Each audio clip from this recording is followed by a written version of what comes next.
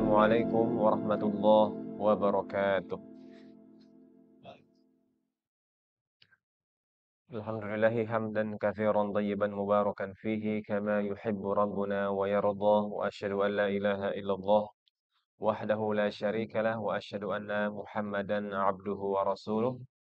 Allahumma salli wa sallim wa barik wa an'im ala nabiyyina Muhammadin wa ala alihi wa ashabihi ajma'in amma ba'd.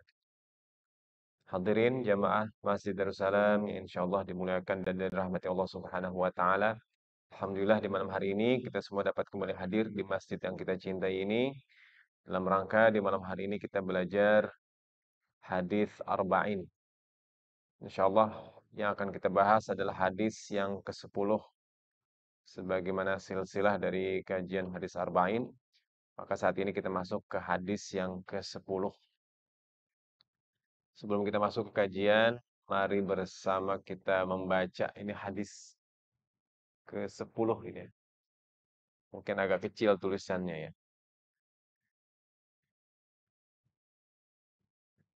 Silakan jamaah yang ingin membaca bersama. Saya akan baca, silakan mengulangi setelahnya. Bismillahirrahmanirrahim. An Abi Hurairah radhiyallahu anhu qala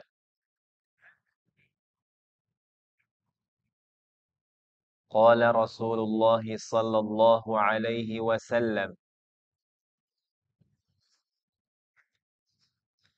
Inna Allaha tayyibun la yaqbalu illa tayyiban.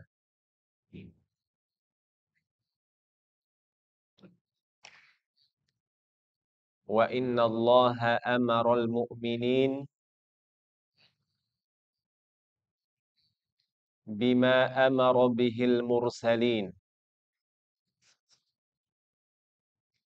Faqala ya ayyuhar rusulu kulu minat tayyibati wa'malu salihan.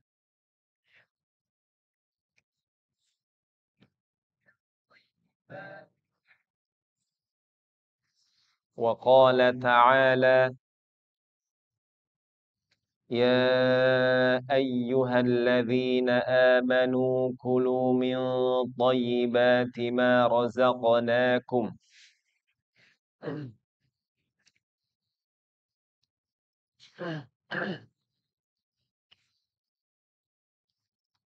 ثم ذكر الرجل يطيل السفر أشعث أغبر يمد يديه إلى السماء يا ربي يا ربي ومطعمه حرام ومشربه حرام وملبسه حرام وملبسه حرام وغذي بالحرام فأنى يستجاب له. Rawahu Muslim. Alhamdulillah, ini terjemahnya dari Abu Hurairah radhiyallahu anhu berkata, Rasulullah sallallahu alaihi wasallam bersabda, Innallaha thayyibun la yaqbalu illa thayyiba. Sesungguhnya Allah Ta'ala itu thayyib dan tidak menerima kecuali yang thayyib atau baik. Nanti kita bahas makna thayyib. Dan sesungguhnya Allah memerintahkan kepada kaum mukminin sebagaimana atau seperti apa yang Allah perintahkan kepada para rasul. Allah Ta'ala berfirman, wahai para rasul, makanlah dari makanan yang baik-baik dan kerjakanlah amal soleh. Surat Al-Mu'minun ayat 51. Dan Allah Subhanahu wa Ta'ala berfirman, wahai orang-orang beriman, makanlah dari rizki yang baik yang kami berikan kepadamu. Kemudian Rasulullah SAW menyebutkan seseorang yang lama berpergian, rambutnya kusut, berdebu, dan mengangkat kedua tangannya ke langit atau memanjangkan, menengadahkan kedua tangannya ke langit dan berkata, wahai Robku, wahai Robku, ya Robbi, ya Robbi. Padahal makanannya haram, minumannya haram, pakaiannya haram, dan ia dikenyangkan dari yang haram. Bagaimana mungkin doanya bisa terkabul? Hadis riwayat Muslim. Hadis riwayat Muslim, perawi dari Abu Hurairah. Ini juga hadis ini terdapat di Sahih Tirmidzi dan Sahih Muslim. Di riwayat Muslim hadis nomor 1015, di riwayat Tirmidzi 2989. Yang riwayat Muslim tentu hadisnya sahih. Kalau riwayat Sahih At-Tirmidzi hadisnya hasan. Namun karena di riwayat Muslim hadis sahih, maka hadis ini di riwayat Muslim hadis merupakan hadis yang sahih. Kemudian kita masuk ke pembahasan dari hadis ini. Yang pertama, innallaha thayyibun la yaqbalu illa thayyiba. Sesungguhnya Allah Ta'ala itu baik atau thayyib dan tidak menerima kecuali yang thayyib juga. Apa makna thayyib? Kita tahu baik. Tapi apakah cukup gitu makna thayyib kalau kita terjemahkan dengan baik? Hasan apa? Baik. Khair, ada khair juga baik. Apa beda hasan, khair, thayyib? Makna thayyib yang pertama, at-thayyib merupakan salah satu dari Asmaul Husna yang terdapat dalam hadis Nabi. Kalau kita lihat dari 99, at-thayyib nggak termasuk. Namun Nabi tegaskan dalam hadis ini, innallaha thayyibun. Allah itu thayyib, berarti thayyib masuk salah satu nama dan sifat Allah yang mulia yang Nabi sebutkan. Yang kedua, dan thayyib bermakna bersih, suci, baik, sempurna, zahir dan batin. Dan dia merupakan dan terlepas dari kecacatan atau kerusakan. Jadi yang disebut thayyib terlepas dari kecacatan dan kerusakan, baik secara zahir atau secara batin. Jadi bersih, suci, baik, sempurna, terlepas dari kecacatan zahir atau kerusakan yang zahir dan yang batin, itu thayyib. Dan lawannya dari thayyib namanya khabith. Khabith. Khabith itu berarti makna sebaliknya, kotor, buruk, najis, rusak, cacat, dan tidak layak, itu namanya khabith. Allah itu thayyib dan Allah tidak menerima kecuali yang thayyib juga. Maka berarti dalam hadis ini maka seorang mukmin harus thayyib.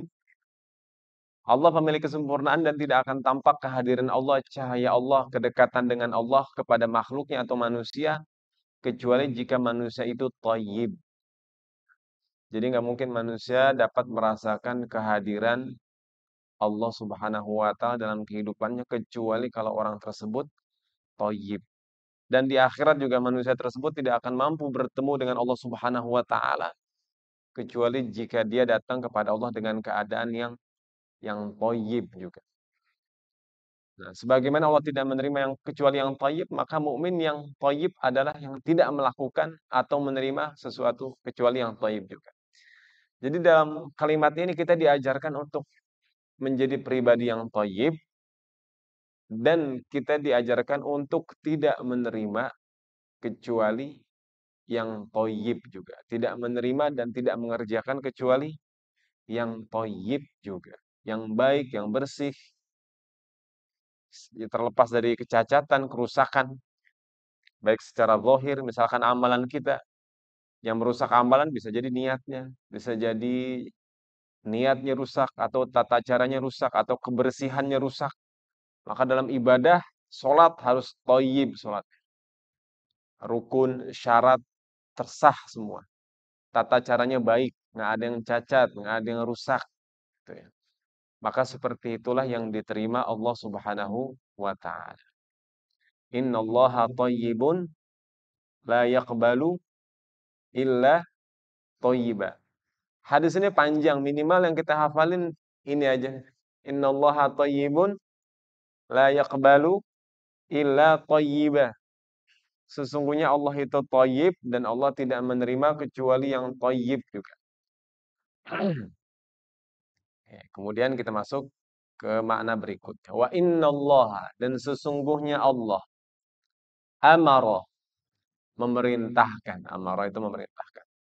Kalau yang namanya perintah berarti dari yang atas atau yang lebih tinggi pada yang bawah atau yang lebih rendah.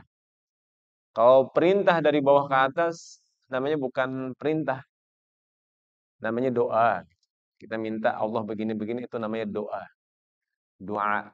Kalau Allah kepada kita namanya perintah. Wa innallaha amaral mu'minin, dan Allah memerintahkan orang-orang beriman bima amara bihil mursalin, sebagaimana Allah memerintahkan para rasul. Jadi maksudnya ini, semua yang Allah perintahkan kepada orang-orang beriman, Allah perintahkan juga kepada rasul-rasul. Dan nggak bisa dibalik. Kalau dibalik, misalkan semua yang Allah perintahkan kepada rasul, apakah Allah perintahkan kepada orang beriman? Belum tentu. Tapi semua yang Allah perintahkan kepada orang beriman, Allah perintahkan kepada para rasul. Misalkan rasul-rasul wajib melaksanakan qiyamul lail. Orang-orang beriman enggak wajib. Kayak begitu. Itu salah satu contoh. Jadi sesungguhnya Allah memerintahkan orang-orang beriman sebagaimana Allah perintahkan kepada para rasul. Yang pertama, menjadi thayyib. Perintah Allah kepada para rasul dan orang beriman, pertama, wajib menjadi thayyib. Jadi bukan pilihan. Karena kalau nggak thayyib, udah khabith berarti. Perintah Allah merupakan kewajiban bagi para rasul dan orang beriman. Kemudian juga ini berarti kemuliaan buat orang-orang beriman. Dulu Allah perintahkan para rasul, sekarang Allah perintahkan juga orang-orang beriman. Ini merupakan kemuliaan bagi kita semua pengikut para rasul untuk berakhlak dan beradab seperti para rasul. Kemudian tidak ada perbedaan dalam membersihkan dan mensucikan diri dan jiwa. Dalam membersihkan diri dan membersihkan jiwa kepada para rasul dan orang-orang beriman nggak ada bedanya.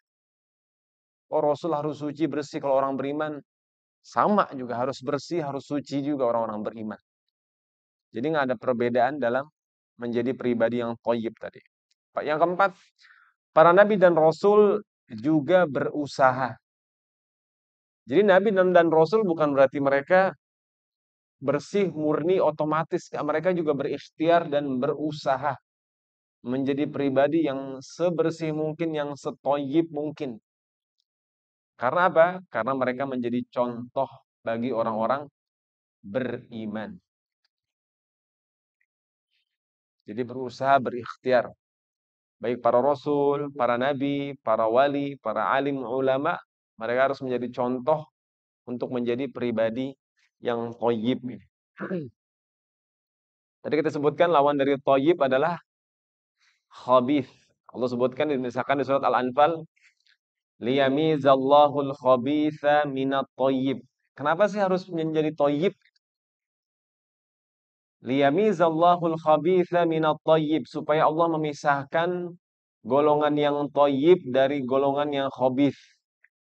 Wa yaj'alal khabitha ba'dahu 'ala ba'din. Kemudian Allah akan menumpuk itu, mengumpulkan yang khabith itu, ba'dahu 'ala ba'din. Fayarkumahu jami'a. Kemudian seluruhnya dimasukkan, fayaj'alahu fi jahannam, dan dijadikan mereka semua ke dalam neraka jahanam. Kesimpulannya, yang khabith tempat kembalinya adalah neraka jahanam. Yang thayyib tempat mereka adalah syurga. Maka nanti kita sebutkan syurga itu disebut dengan masakina thayyibah. Jadi syurga itu ciri-cirinya thayyib juga. Masuk bahasan berikutnya. Jadi Nabi sebutkan, faqala ya ayyuhar rusul kulu minat thayyibat wa'malu salihan. Inni bima ta'maluna alim. Wahai para rasul, makanlah dari yang baik-baik, yang thayyib, bersih, yang suci, yang sempurna, nggak ada kekurangan, kemudian juga nggak ada kecacatan dan layak buat dimakan tadi. Wa'malu sholiha dan beramal soleh lah. Kemudian kepada orang-orang beriman, wahai orang-orang beriman, makanlah dari yang thayyib yang kami rizkikan kepada kalian.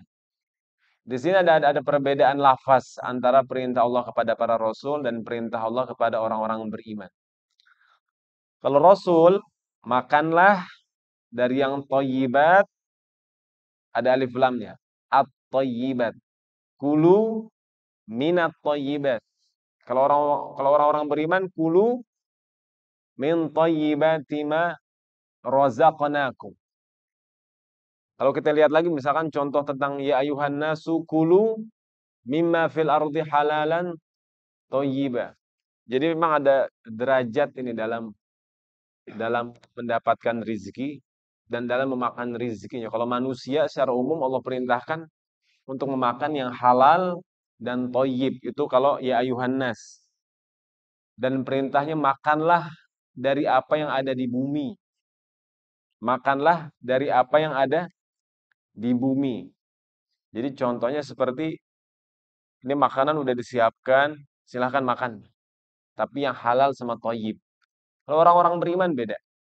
Allah katakan di sini, wahai orang-orang beriman, makanlah dari yang thayyib yang kami rizkikan, kami berikan kepadamu. Jadi kalau orang beriman itu bukan ini makan-makan aja, tapi diambil makanannya kemudian diberikan. Silahkan makan.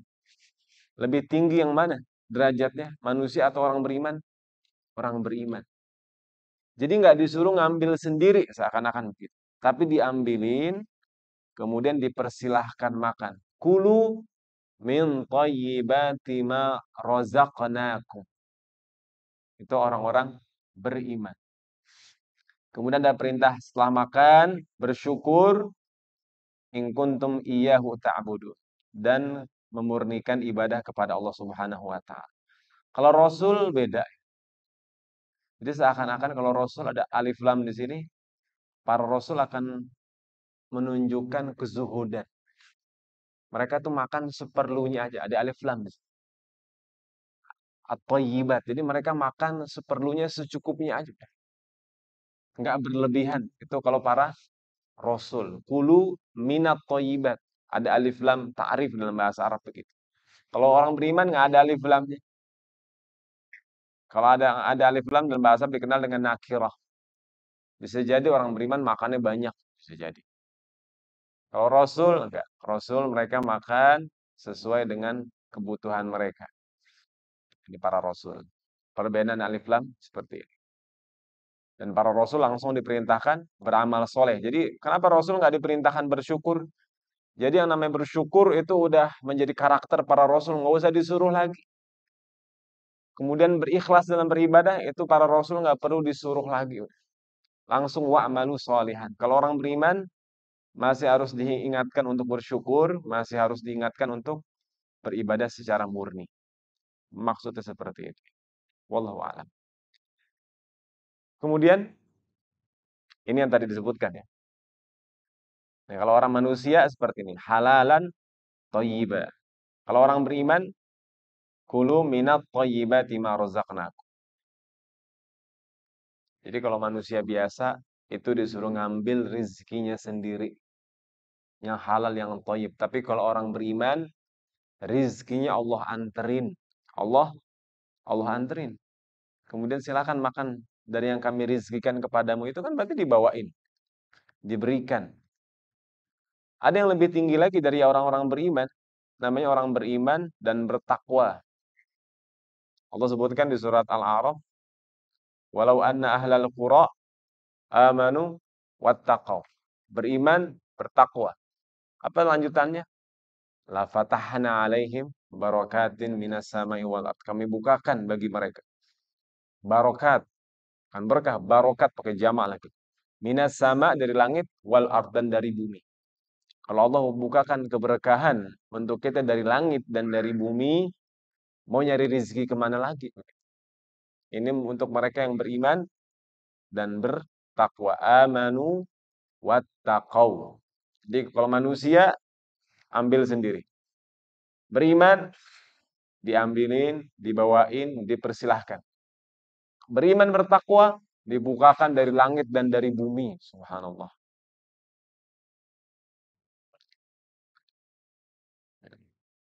Lanjut lagi. Nih. Di dunia ini Allah Subhanahu wa taala pasti akan menguji orang-orang beriman sampai jelas di antara mereka siapa yang thayyib dan siapa yang khabith. Allah akan menguji. Allah sebutkan di surat Ali Imran, "Maka Allahu liyadharal mu'minina ala ma antum alaihi hatta yamizal khabitha minat thayyib." Pasti Allah akan menghadirkan suatu ujian yang akan menampakkan dari dalam diri orang-orang beriman tersebut siapa yang benar-benar thayyib, bersih, suci, kemudian murni mereka dalam keimanan, nggak ada kecacatan, nggak ada kerusakan, dan mereka layak masuk surga. Gitu. Dan siapa yang khabith, hatta yamizal khabitha minat thayyib, sampai Allah menyisikan yang buruk dan yang baik. Namanya tamyiz. Tamyiz itu proses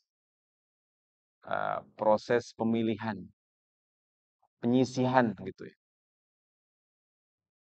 Kemudian ini yang kedua, Allah katakan mau sebanyak apapun yang khabith itu tidak akan dapat mengalahkan yang thayyib udah. Jadi meskipun yang khabith jumlahnya banyak, tidak layak seorang mukmin untuk mengikuti khabith tersebut. Udah khabith di mana-mana khabith semua. Ya udah kita gabung ikutin aja nggak boleh. Allah katakan la yastawil khabithu wat thayyib walau a'jabaka kathratul khabith. Tidak sama yang buruk dengan yang baik meskipun banyaknya yang buruk itu menarik hatimu. Yang buruk banyak menarik hati kita, tetap Allah katakan yang thayyib itu lebih baik. Allah katakan fattaqullaha ya ulil albab la'allakum tuflihun. Maka bertakwalah, jagalah diri kalian. Maksud bertakwa di sini, jagalah diri kalian wahai ulil albab. Jangan sampai kalian masuk ke dalam golongan yang khabith. Jagalah diri kalian agar kalian beruntung. Kemudian ini penting. Surga hanya untuk mereka yang memiliki pribadi dan karakter yang thayyib. Udah. Pribadi dan karakter yang thayyib disebut dalam Al-Quran dengan thayyibin atau thayyibun atau thayyibat. Udah. Di surat An-Nahl ayat 32 Allah berfirman, "Alladzina tatawaffahumul malaikah thayyibin." Thayyibin mereka. Yaquluna salamun alaikum. Mereka berkata, salamun alaikum. Selamat atas kalian. Atau malaikat berkata, selamat atas kalian. Masuklah ke dalam surga dengan apa yang kalian kerjakan. Kita masuk surga karena rahmat Allah. Cuman dalam ayat ini, coba lihat dalam ayat ini. Masuklah surga disebabkan apa yang telah kamu kerjakan. Apa yang gabunginnya gimana? Masuk surga, gak mungkin masuk surga kecuali dengan rahmat Allah. Tapi dalam ayat ini masuklah surga disebabkan apa yang telah kamu kerjakan. Gitu. Ulama menyebutkan maksud di sini derajatnya. Derajatnya di surga sesuai dengan amal yang telah dikerjakan. Adapun masuknya itu dengan rahmat Allah. Karena nggak mungkin mereka ini jadi golongan thayyibin kecuali dengan rahmat Allah Subhanahu wa taala. Nanti akan kita pelajari siapa nih golongan thayyibin, golongan manusia yang menjadikan hal yang thayyib sebagai sifat dan karakter mereka. Mereka hidup dengan cara yang thayyib sehingga mereka mati dalam keadaan thayyib. Mereka hidup dengan cara yang thayyib, mereka meninggal dalam keadaan yang thayyib, thayyibin. Orang-orang thayyibin. Yang kedua adalah mereka senantiasa beramal soleh. Mereka beramal soleh Allah berikan kepada mereka bukan mati dalam keadaan thayyib aja. Bahkan mereka hidup dengan keadaan yang thayyib. Berarti apa? Bersih, baik, sempurna hidup mereka. Kemudian nggak ada kecacatan. Semuanya mereka merasakan kelayakan dalam kehidupan ini.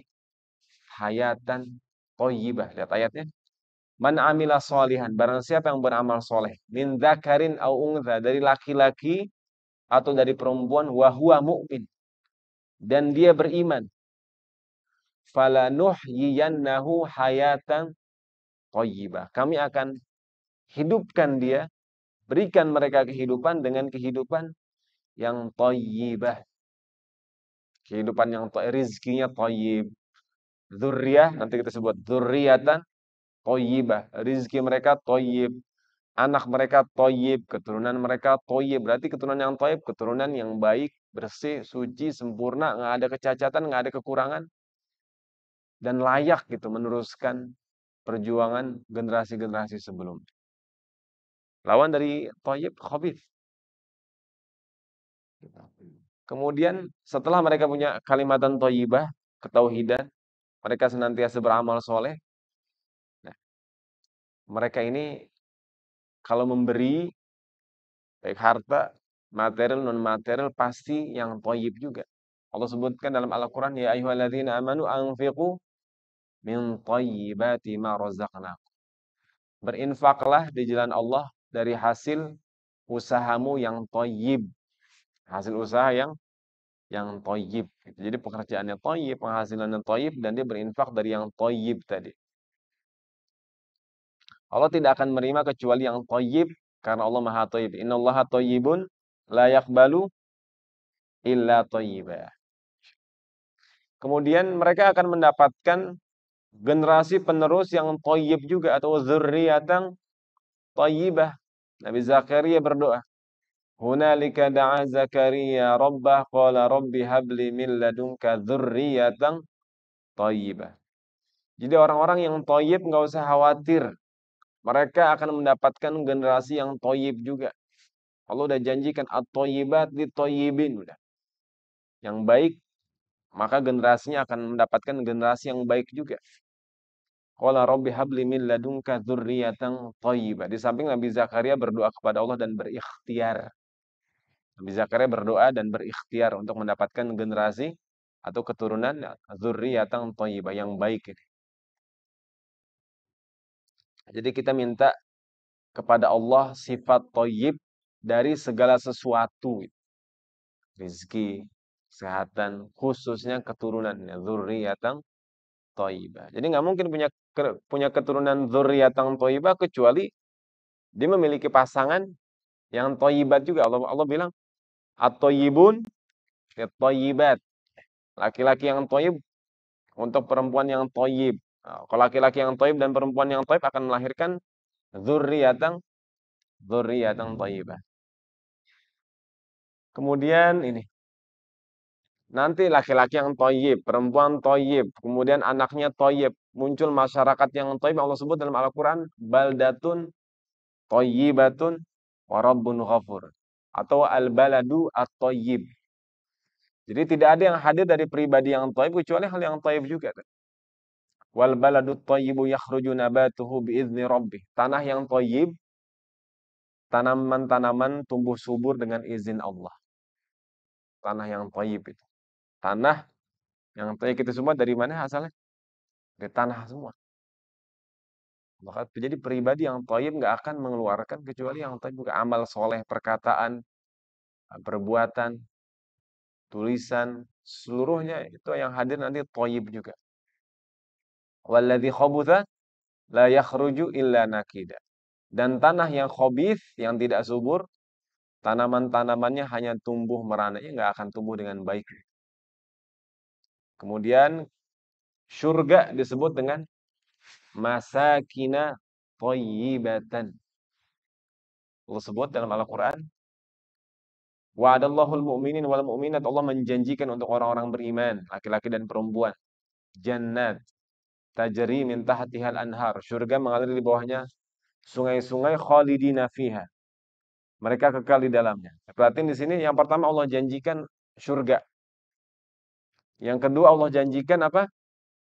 masakina thayyibah. Jadi yang pertama surga, yang kedua di dalam surga itu ada namanya masakina thayyibatan.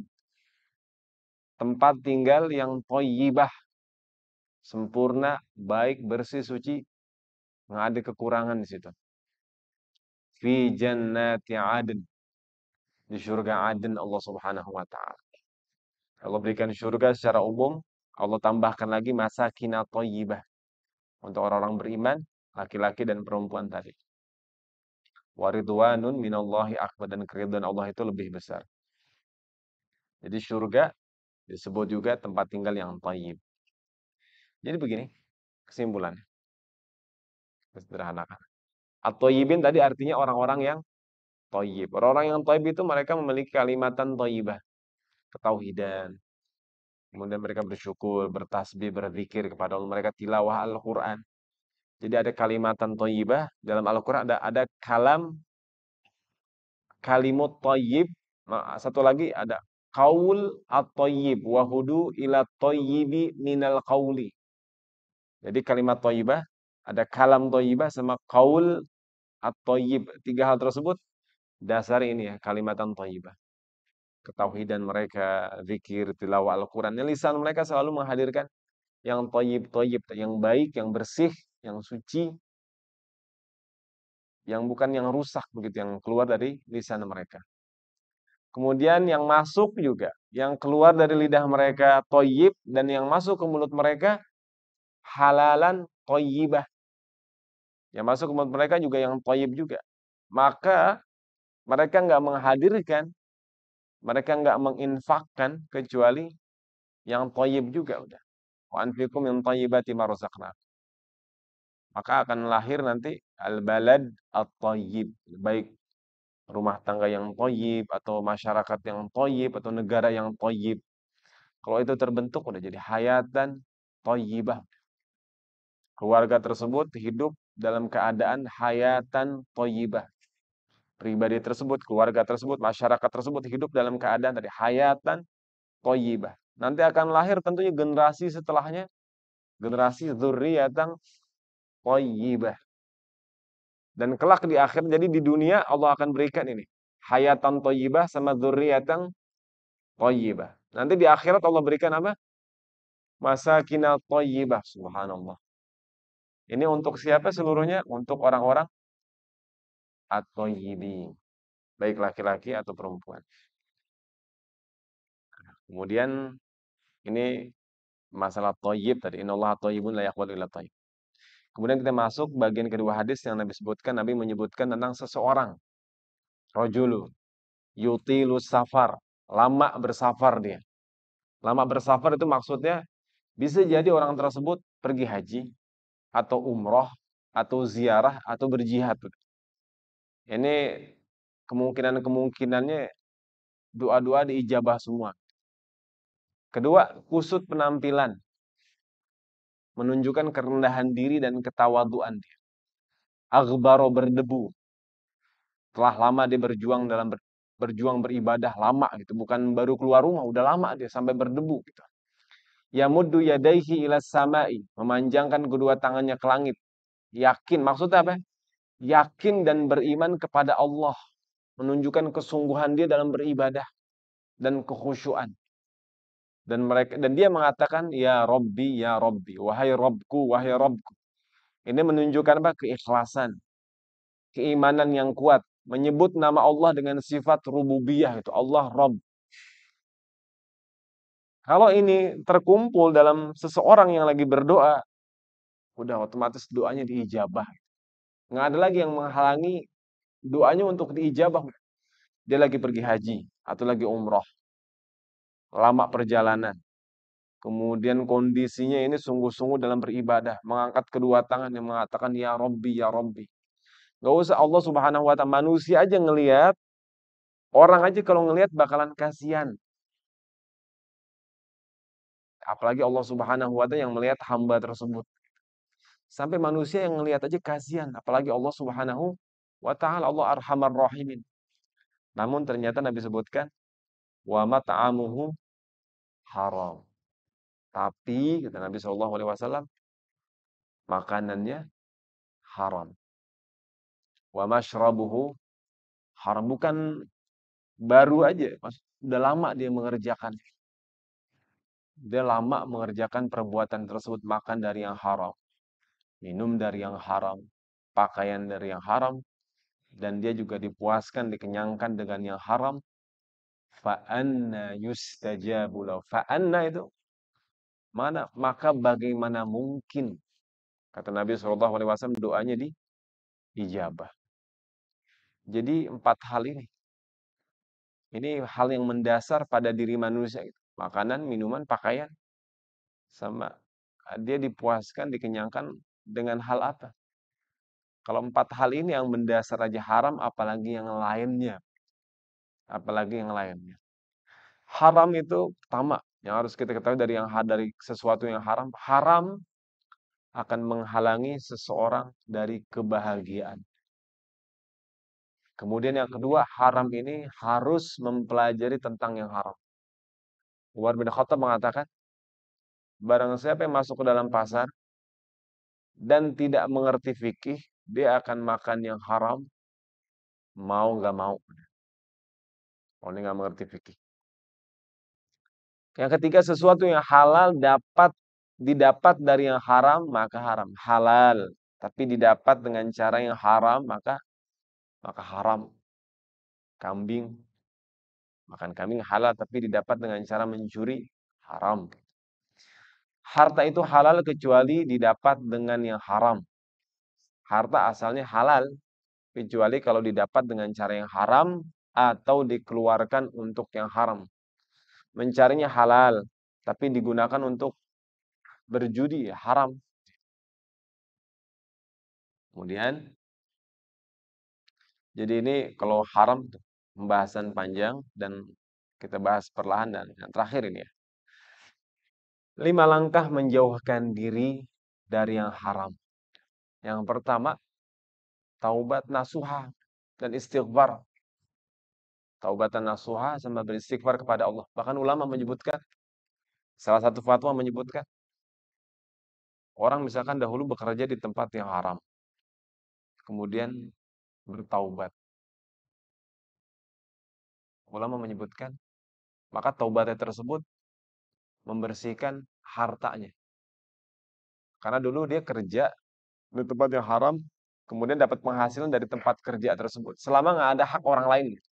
Selama nggak ada hak orang lain. Ketika dia bertaubat, taubatan nasuha, maka taubat tersebut membersihkan hartanya yang lalu.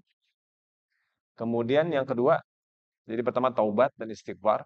Memperbanyak mencari yang halal dan amal soleh. Ini teorinya begini. Misalkan ada air. Ada air, kita sebutkan dalam fikih, kalau ada air 2 kula, maka kalau ada sesuatu yang najis masuk ke dalam air tersebut, nggak akan merubah kesucian air. Begitu. Ada air 2 kula, kalau ada sesuatu yang najis masuk ke air tersebut, airnya tetap suci. Jadi memperbanyak mencari harta yang halal sebanyak mungkin. Sampai yang halal itu dapat menutupi dan mengalahkan yang haram tadi. Kemudian yang keempat ini, yakin bahwa rizki telah ditetapkan Allah. Karena mungkin yang mendorong orang melakukan yang haram, karena mungkin mau cepat mendapatkan sesuatu yang diinginkan. Maka carilah dengan ketaatan. Jangan tergesa dengan melakukan yang haram. Cari dengan ketaatan kepada Allah. Kemudian, yang halal jelas dan yang haram jelas, dan di antara keduanya ada yang disebut dengan syubhat, wa bainahuma umurun mushtabihat. Maka langkah keempat, wajib mempelajari halal dan haram tadi. Fikihnya sebagaimana Umar mengatakan. Yang terakhir, ambil pelajaran dari kehancuran mereka yang pernah memakan yang haram. Jadi 5 hal ini langkah kita menjauhkan diri dari yang haram. Pertama, taubat nasuha, memperbanyak mencari yang halal. Kalau misalkan belum pernah sama sekali memakan yang haram, alhamdulillah. Tinggal yakin bahwa rezeki Allah tetapkan. Kemudian pelajari, jangan sampai terjerumus, jangan sampai terjatuh, dan ambil pelajaran dari mereka yang pernah, dari kehancuran mereka yang pernah memakan yang haram. Kita ambil hikmahnya, ambil pelajarannya agar tidak terjatuh sebagaimana mereka pernah terjatuh.